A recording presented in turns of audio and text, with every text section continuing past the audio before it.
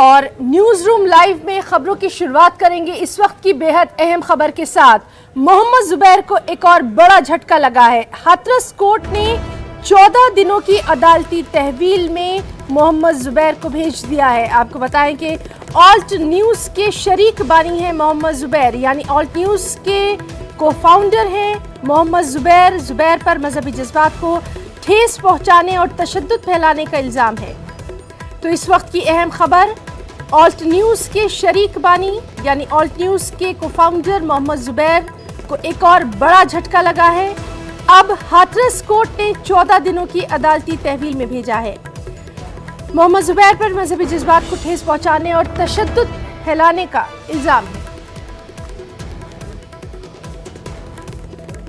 तो इस वक्त की अहम खबर, मोहम्मद जुबैर को एक और बड़ा झटका। हाथरस कोर्ट ने भी 14 दिनों की अदालती तहवील में भेजा। सीधे रुख करेंगे हमारे साथी सुमित का। सुमित, आपसे जानना चाहेंगे, हाथरस कोर्ट ने भी मोहम्मद जुबैर को 14 दिनों की अदालती तहवील में भेजा है, क्या कुछ है इसकी तफसीलात? जी हिना, बिल्कुल। हाथरस में इस मोहम्मद जुबैर के खिलाफ 2 अभियोग पंजीकृत किए गए थे। जो एक अभियोग जुलाई के 4 तारीख को पंजीकृत किया गया था, जिसमें आज सुनवाई होनी थी। इसमें माननीय न्यायालय ने 20 वारंट जारी किया था, जिसमें 20 वारंट के तहत आज मोहम्मद जुबैर की हाथरस सीजेएम न्यायालय कोर्ट में पेशी हुई है। पेशी के दौरान इनके बयान दर्ज किए गए हैं और न्यायालय ने इनको 14 दिन की न्यायिक हिरासत में भेजा गया है। इस पूरे प्रकरण में अगली सुनवाई 27 जुलाई को होनी है। हिना जी सुमित, इस मौके पर हम आपसे ये ज़रूर जानना चाहेंगे कि सिक्योरिटी को लेकर क्या कुछ इंतजामात किए गए थे, क्योंकि सिक्योरिटी को लेकर काफ़ी वहाँ पर एहतियात जो है वो देखी जा रही है। देखिए, सुबह से ही लगभग 8 बजे से हाथरस जिला पुलिस प्रशासन ने पेशी को लेकर पूरी तरह से, सुरक्षा को लेकर पूरी तरह से तैयारियां कर ली थी। और इसी दौरान हाथरस से एसडीएम सदर और सीओ सिटी और बाहरी पुलिस फोर्स मौके पर मौजूद थी। न्यायालय को पूरी तरह से चारों तरफ से घेर दिया गया था सुरक्षा के दृष्टिकोण, और भारी सुरक्षा में ही मोहम्मद जुबैर की माननीय न्यायालय में पेशी की गई है और उसके बाद उनको सुरक्षा के बीच ही यहाँ से रवाना किया गया है। जी सुमित, आपका बहुत बहुत शुक्रिया अदा करना चाहेंगे बेहद अहम जानकारी के लिए। 27 जुलाई को अब क्या होने वाला है उस पर भी लगातार नजर बनी रहेगी। तो नाज़रीन, ये थे हमारे साथी हाथरस से सुमित, जो कि बता रहे थे कि हाथरस कोर्ट ने 14 दिनों की अदालती तहवील में ऑल्ट न्यूज़ के शरीक बानी यानी को फाउंडर मोहम्मद जुबैर को भेज दिया है। अगली सुनवाई अब 27 जुलाई को है।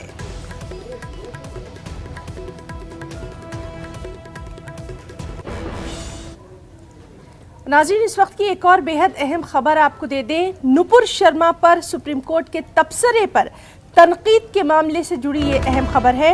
नाक़दीन के खिलाफ तौहीन अदालत का मुकदमा चलाने से इत्तेफाक करने से इनकार कर दिया है। अटॉर्नी जनरल के वेणुगोपाल ने इनकार किया है। अटॉर्नी जनरल के मुताबिक ये मुनसिफाना और माकूल तनकीद के दायरे कार में आता है। अटॉर्नी जनरल के वेणुगोपाल ने दिल्ली हाई कोर्ट के साबिक जज जस्टिस एस.एन. ढींगरा, साबिक एएसजी अमन लेखी और सीनियर एडवोकेट के राम कुमार के खिलाफ तौहीन अदालत की कार्रवाई शुरू करने से इनकार कर दिया है। तो एक और अहम खबर कोर्ट के ताल्लुक से, नुपुर शर्मा पर सुप्रीम कोर्ट के तबसरे पर तनकीद के मामले के ताल्लुक से नाक़दीन के खिलाफ तौहीन अदालत का मुकदमा चलाने से इत्तेफाक करने से इनकार किया है। अटॉर्नी जनरल के वेणुगोपाल ने ये इनकार किया है। अटॉर्नी जनरल के मुताबिक ये मुनसिफाना और माकूल तनकीद के दायरे कार में आता है। अटॉर्नी जनरल के वेणुगोपाल ने दिल्ली हाई कोर्ट के साबिक जज जस्टिस एस.एन. ढींगरा, साबिक एएसजी अमन लेखी और सीनियर एडवोकेट के राम कुमार के खिलाफ तौहीन अदालत की कार्रवाई शुरू करने से इनकार किया है।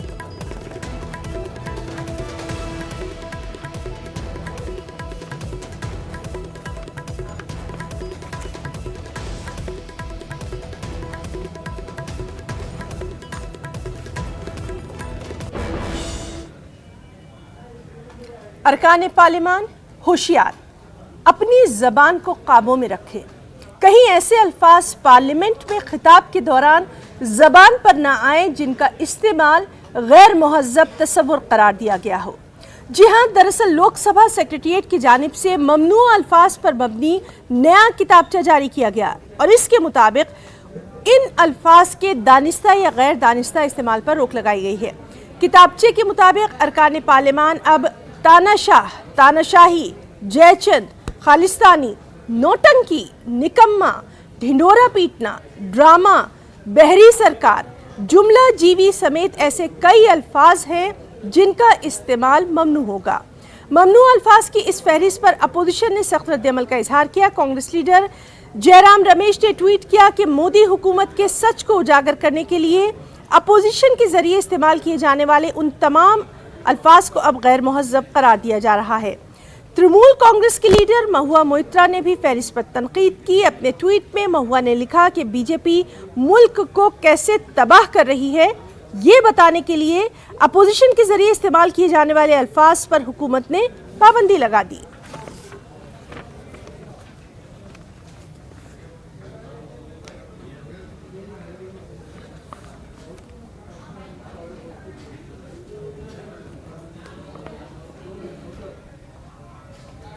और वहीं प्रियंका गांधी ने भी अल्फाज के नए किताबचे पर ट्वीट किया। प्रियंका गांधी ने लिखा कि सरकार की मंशा है कि जब वो बदउनवानी करे तो उसे बदउनवान नहीं, बदउनवानी को मास्टर स्ट्रोक बोला जाए। 2 करोड़ रोजगार, किसानों की आमदनी दुगनी करने जैसे जुमले फेंके तो उसे जुमला जीवी नहीं, थैंक यू बोला जाए। पार्लियामेंट में देश के अन्नदाताओं के लिए आंदोलन जीवी शब्द का इस्तेमाल किसने किया था?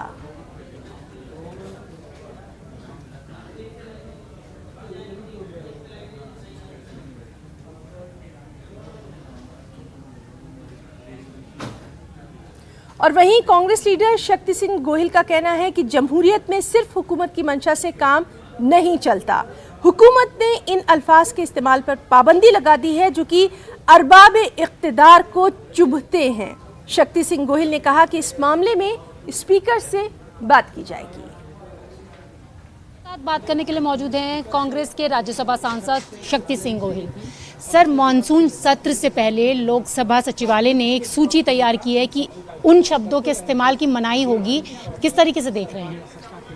देखिए, हमारी एक परंपराएं हैं, अगर इस तरह का कोई कानून में बदलाव या ऐसी चीज़ें करनी होती है तो ऑल अपोजिशन पार्टी, ऑल सभी पॉलिटिकल पार्टीज़ के नेताओं के साथ फॉर्मल या इनफॉर्मल डिस्कशन होता है कि भाई ये हम करने जा रहे हैं। क्योंकि पार्लियामेंट में सरकारें आएगी, सरकारें जाएगी। लोकतंत्र में ये कहा जाता है कि स्पीकर और चेयरमैन लोकसभा के वो दल से ऊपर होते हैं और उसको सबको साथ में लेके ही करना होता है। सरकार की मंशा से काम नहीं होता है। इस सरकार ने वो लफ्ज़ जो सीधा भाजपा के नेताओं को, इस सरकार के मंत्रियों को, प्रधानमंत्री जी को सच सीधा चिपक रहा था, उसको अनपार्लियामेंट्री कर दो। कहाँ का ये न्याय है? देखिए, आंदोलन करना वो संवैधानिक अधिकार है सबका और वो करना चाहिए। तो ये इसकी भी मजाक करते थे आके कि आंदोलन जीवी। जुमला देना लोकतंत्र में नहीं होना चाहिए, झूठ नहीं बोलना चाहिए। गृह मंत्री ने कहा कि भाजपा वाले हम चुनाव के वक्त कहते हैं, वो करना थोड़ी ही होते, वो तो जुमले होते हैं। तो हम कहने लगे कि भाई जुमले जीवी हो, तो बोले वो अनपार्लियामेंट्री हो गया। मास्क कोई नहीं पहनता था तो आपको 500 रुपीज़, 1000 रुपीज़ पेनल्टी होती थी कि आप कोरोना स्प्रेडर हो, आप कोरोना फैला रहे हो। देश के नागरिकों ने पेनल्टी दी, पैसे भरे दंड के। और उसी वक्त पे प्रधानमंत्री जी के आसपास सब मास्क लगाते थे, कानून था। प्रधानमंत्री जी मास्क नहीं पहनते थे तो हम ज़रूर कहते कि आप कोरोना स्प्रेडर हो। बोले नहीं, अब आप ये नहीं कर सकते हो। भ्रष्ट को भ्रष्ट नहीं कह सकते हो, करप्ट को करप्ट नहीं कह सकते हो। ये कहाँ का न्याय है? तो ये सारी चीज़ों के खिलाफ हम लड़ेंगे। स्पीकर, ऑनरेबल स्पीकर और ऑनरेबल चेयरमैन राज्यसभा दोनों को हम रिक्वेस्ट भी करेंगे कि इसको लागू ना करो। और हमारे पास और भी रास्ते हैं। और आखिर तो हमें पार्लियामेंट में ये करते हैं, पर देश की जनता जो है उसे कैसे रोकेंगे? कल देश की जनता ने एक वायरल किया, विश्व ठग गुरु, और विश्व ठग गुरु वायरल हुआ। तो देश की जनता को सच है वो आप रोक नहीं सकते हो। सर, भागीदारी को लेकर भी गुजरात में जो चीजें हुई, और दूसरा क्या सर, क्या नई शब्दावली अब आएगी? देखिए, गुजरात में भी जब वाइब्रेंट गुजरात के नाम पे बहुत भ्रष्टाचार हुआ, हम विपक्ष में थे, हमने सारे डॉक्यूमेंट्स देके कहा कि ये साफ दिखता है कि आपकी पार्टनरशिप, आपकी भागीदारी है, कि देर नहीं भागीदारी अब अनपार्लियामेंट्री हो गया। कहीं पार्टनरशिप या भागीदारी और अनपार्लियामेंट्री हो सकता है, वो कर दिया इन्होंने। तो उसी तरह से लोकतंत्र का गला घोंटने का काम जो वहाँ हुआ था वो अब दिल्ली में हो रहा है, पर देश की जनता देख रही है, इसे माफ नहीं करेगी। बस आखिरी सवाल है सर, जयराम रमेश जी ने भी कहा विश्व गुरु को लेकर, क्या कहेंगे? देखिए हम लोग वो लफ्ज़, क्योंकि कल बहुत वायरल हुआ था, गुरु पूर्णिमा थी, विश्व ठग गुरु, तो जयराम जी ने अपनी एक डिसेंसी मनाते हुए विश्व ठग गुरु कल वायरल हुआ था, उन्होंने विश्व गुरु कहा। तो आपने देखा, ये थे हमारे साथ बात करने के लिए राज्यसभा सांसद शक्ति सिंह गोहिल। कैमरा पर्सन संजीव वर्मा के साथ रचना, न्यूज़ 18 दिल्ली। एक प्रोग्राम में खिताब करते हुए आरएसएस सरबराह मोहन भागवत ने आबादी कंट्रोल पर अपनी राय दी। मोहन भागवत ने कहा कि आबादी और खुराक बढ़ाने का काम सिर्फ जानवर करते हैं। जिंदगी का मकसद सिर्फ जिंदा रहना नहीं होना चाहिए, इंसान के बहुत से फराइज हैं। मनुष्य के पास अगर बुद्धि नहीं होती तो man is the weakest animal of the earth. लेकिन एक कॉग्निटिव इंपल्स आया कभी उसके जीवन में, उसने उसका जीवन बदल गया, सर्वश्रेष्ठ बनाया। लेकिन केवल खाना पीना, प्रजा बढ़ाना, ये तो पशु भी करते हैं ना।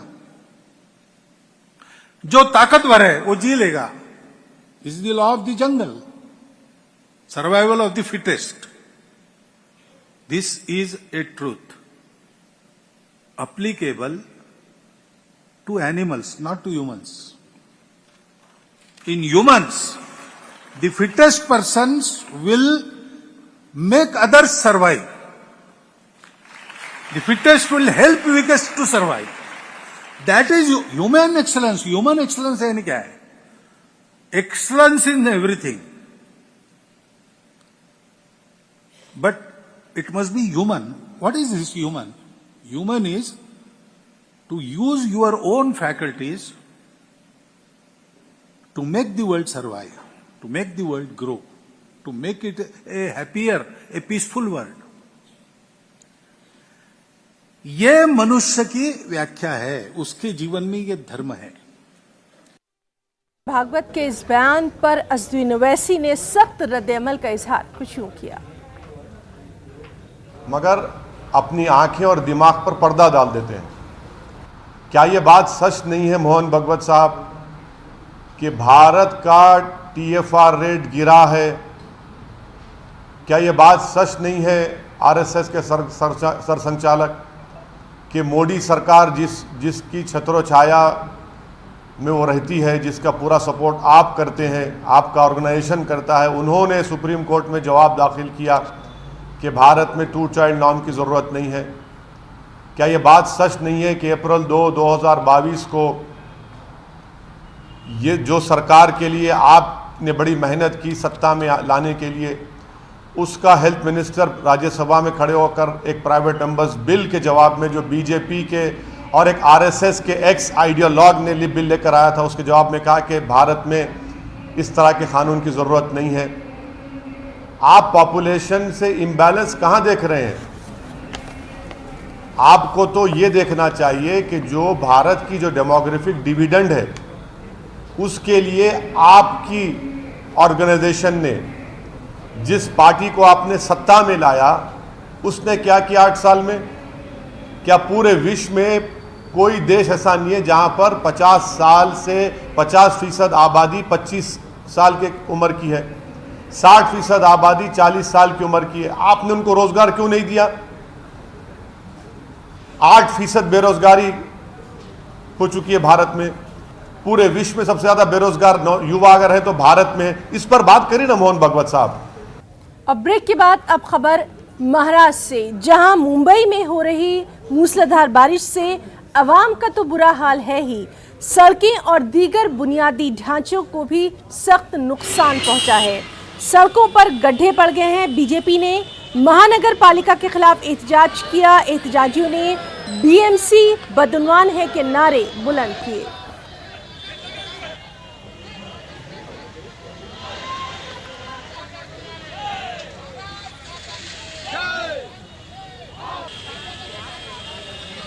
पिछले 1 साल से लिंक रोड की हालत खराब है। सांसद महोदय, आमदार महोदय, हम सारे नगर सेवक, भारतीय जनता पार्टी के सभी कार्यकर्ता बार बार मिल करके माननीय उपायुक्त को, माननीय सहायक आयुक्त को, माननीय आयुक्त को बार बार चेतावनी दे रहे थे, बरसात आएगी, रास्तों की हालत खराब हो जाएगी, रोज एक्सीडेंट होंगे। महानगर पालिका प्रशासन, शिवसेना जिसके सत्ताधारी थे, उनके दबाव में मुंबई करों को परेशान करने का जो काम, जो पाप इस प्रशासन ने किया है, उसका निषेध करने के लिए और प्रशासन ने आने वाले 24 से 48 घंटों में सारे खड्डे बुझाने चाहिए, लोगों को अच्छे पानी मिलना चाहिए, लोगों के गलियों में पानी नहीं भरना चाहिए। ऐसी व्यवस्था महानगर पालिका प्रशासन ने करना चाहिए। उसका निषेध करने के लिए और प्रशासन का ध्यान आकर्षित करने के लिए आम जनता त्रस्त है, प्रशासक मस्त है। भारतीय जनता पार्टी के सारे जनप्रतिनिधि प्रशासन के पीछे हाथ धोकर पड़े हैं। लोगों का काम होना चाहिए, इसलिए हम सारे लोग आज रास्ते पर इस आरती के माध्यम से उनको ध्यान आकर्षित करना चाहते हैं। नाज़रीन, मुंबई में बारिश के साथ आज 12:36 पर हाई टाइड का भी वक्त था। लहरें कितनी बुलंद उठी हैं, इसका नज़ारा न्यूज़ 18 के कैमरे में भी कुछ यूं कैद हो गया।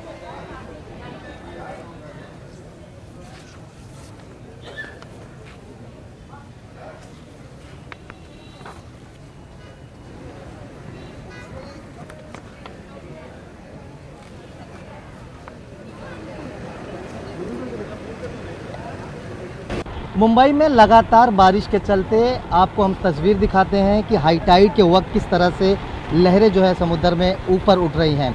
बीएमसी की तरफ से जो जानकारी दी गई थी वो आज 12:36 यानी हाई टाइड का समय ये तय किया गया था, और जब लहरें 4.88 मीटर ऊपर उठेंगी, यानी तकरीबन 18 फुट ऊपर लहरें उठेंगी। ये तस्वीरें आप मुंबई के गेटवे ऑफ इंडिया की देख रहे हैं कि आप देखें तो लहरें इतनी ऊंचाई पर उठ रही हैं कि पानी जो है वो बाहर आ रहा है। और ऐसे में इस मौसम का लुत्फ़ उठाने के लिए मुंबई कर भी जो है गेटवे ऑफ इंडिया पहुंच रहे हैं, भारी संख्या में अपने परिवार के साथ पहुंच रहे हैं, दोस्तों के साथ पहुंच रहे हैं और यहाँ पर इस हाई टाइड का और इस मानसून का यहाँ लुत्फ़ उठा रहे हैं। कुल मिलाकर देखा जाए, मौसम विभाग ने आज जो है हाई अलर्ट के साथ, देखिए ये तस्वीरें हैं मुंबई के हाई टाइड की, यानी समुद्र के बाहर जो है अब सड़कों तक पानी जो है बाहर आ रहा है और हाई टाइड का वक्त हो चुका है। मौसम विभाग की तरफ से मुंबई में आज तक ऑरेंज अलर्ट जारी किया गया था, साथ ही साथ थाने में ही ऑरेंज अलर्ट जारी किया गया था। एक बार मैं आपको फिर से तस्वीरें दिखाऊं तो गेटवे ऑफ इंडिया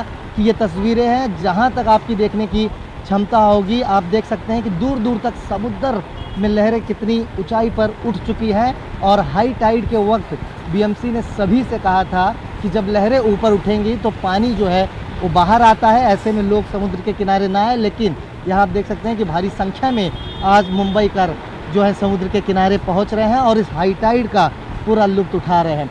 बहरहाल मुंबई में भी लगातार मूसलाधार बारिश हो रही है और जिस तरह से मौसम विभाग ने साफ तौर पर कहा था कि आज ऑरेंज अलर्ट जो है मुंबई में रहेगा, और ये तस्वीरें काफ़ी कुछ बताने के लिए काफ़ी है कि हाई टाइड के वक्त गेटवे ऑफ इंडिया देखिए तो पूरी तरह से लहरों में तब्दील हो जाती है। लहरें जो हैं वो बाहर आ रहे हैं और जो आंकड़े बताए गए थे 4.88 मीटर ऊपर उठेंगी, यानी लहरें जो हैं तकरीबन 18 से 19 फीट ऊपर उठ रही हैं। अमूमन आप देखेंगे तो यहाँ पर जो लहरें हैं काफ़ी दूर होती हैं, काफ़ी नीचे होती हैं, लेकिन आज आप देखें ये तस्वीरें हैं कि किस तरह से लहरें अब समुद्र के बाहर से उठ कर के सड़कों तक पहुँच रहे हैं। हाई टाइड का ये नज़ारा देखने के लिए मुंबई कर भारी संख्या में गेटवे ऑफ इंडिया पहुंच रहे हैं। वहीं बीएमसी ने लोगों को चेतावनी दी है कि हाई टाइड यानी इस वक्त किसी को किसी चौपाटी के आसपास नहीं जाना था, लेकिन लोग यहां मनोरंजन के लिए यहां पहुंच रहे हैं।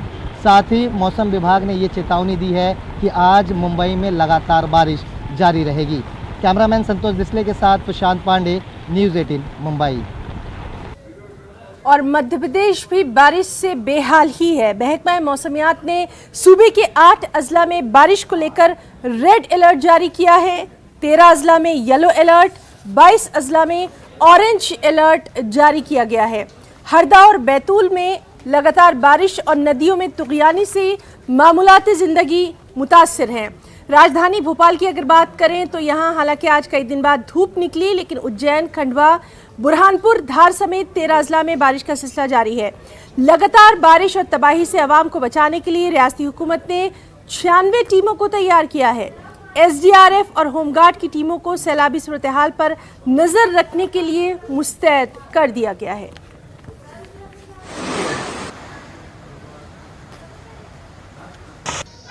वार्मिंग रिस्पॉन्स सिस्टम जितने भी हैं, इन सभी गतिविधियों की आज जानकारी ली है। सभी गतिविधियों सभी स्थान पर दुरुस्त है। अभी वर्तमान में फील्ड में 19 टीम हमारी सक्रिय है। अलग अलग जगह टीमों को बांटा भी गया है। जबलपुर में 5 टीम रखी है, भोपाल में 5, इंदौर में 2, ग्वालियर में 2 और ग्वालियर, उज्जैन, रीवा, सागर, शहडोल और होशंगाबाद में 1-1 टीम और रखी गई है। हर बारिश के क्षेत्र में नज़र रखी जा रही है। नर्मदा माँ के किनारे रहने वाले लोग, बेतवा के किनारे रहने वाले लोगों को अलर्ट भी किया है कि वो अलर्ट की स्थिति में रहें। इन जगहों पर अगर पानी अधिक बरसता है और वहाँ पर लोगों को भी सक्रिय किया है और चेतावनी और सूचना भी दी। एक बेहद अहम इंटरनेशनल न्यूज़ भी आपको दे दें। बैनुल-अक़वामी खबर श्रीलंका से। श्रीलंका में बहरान के दरमियान सियासी खलासा है। मफरूर सदर गोटाबाया का इस्तीफानामा अभी आम नहीं हुआ है, जो इस्तराबी का सबब है। एहतजाजी सरकारी तनसीबात पर जमे हैं। वो गोटाबाया के इस्तीफे के मुंतज़िर हैं। एहतजाज कल की तरह एहतजाजी बरहमी का इजहार कर रहे हैं। ऐवान वज़ीर-ए-आज़म को मुहासरा तो नहीं कर रहे, लेकिन सूरत हाल सीमाबी ज़रूर है। इसलिए श्रीलंका में दोपहर 12 बजे से कर्फ्यू नाफिज कर दिया गया ताकि कोई नाखुशगवार वाक़या रोनमा ना हो। गोटाबाया मालदीव से सिंगापुर के लिए रवाना हो गए हैं। वो सऊदी एयर से रवाना हुए। The situation is very volatile since yesterday. Ranil Wickremesinghe, who was appointed as the interim president, said that the curfew will be imposed till 5 a.m. today. They also said that there could be an emergency declared if things turn violent. And here at the Golf-Face, even though protests are going on peacefully for at least for the last 97 days, there have been security officials deployed in the parliament, in and around the parliament, because that's where a section of the protesters tried storming towards the parliament late last night, and dramatic scenes unfolded there as well.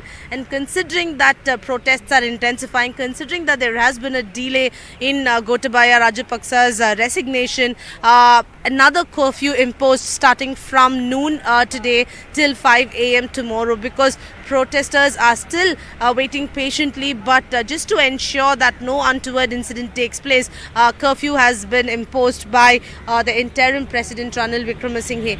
Meanwhile, after the speaker urged protesters to vacate the government places, including the presidential palace, protesters say that Rajapaksa leaving the country is something that was on expected lines, but the delay is only adding to the frustration, because they say that it's been more than 24 hours as promised, but in fact Rajapaksa still has not, Gotabaya Rajapaksa still has not submitted his resignation, and the speaker is trying to buy time by saying that the resignation is likely. If I can ask one of the protesters here, Rajapaksa still not submitting his resignation letter. Do you think it's some sort of an eyewash, or are you confident that he would eventually resign today? How do you see the developments? You've been waiting patiently. Now Sri Lanka is very unstable. Now the situation is very horrible situation. I think he need to resign right now, because otherwise actually we might not have a stable country. So I think the people now in everywhere now people are in our temple streets, and even Prime Minister office, and we are okay if they could go. We give everything to the government again. But the delay in Gotabaya's resignation, how do you see that? Do you think they are trying to buy time? Do you think if he resign, actually we are very happy. But if he doesn't resign? Actually, I cannot understand. I think this condition will getting worse and worse. Yeah. So many of them say that he should eventually resign because that's the power of the people's movement, but they don't know when he would resign, but they are patiently waiting for him to resign, because only when he resigns can an interim government be formed, can someone else occupy the top post, and that alone could bring some sort of a political stability, is what protesters here are saying. Meanwhile, protesters who say who have been occupying these government places are okay to leave. That's the word coming in from the protester, that they will be vacating all the government places that they have occupied since Saturday night, whether it's the presidential secretariat, the palace, the temple trees, and also the prime minister's office. Eventually they will be vacating, and now that a curfew has been imposed across Sri Lanka from starting from noon till 5 a.m, they are trying to ensure that situation comes under control because of the kind of scenes that we've seen.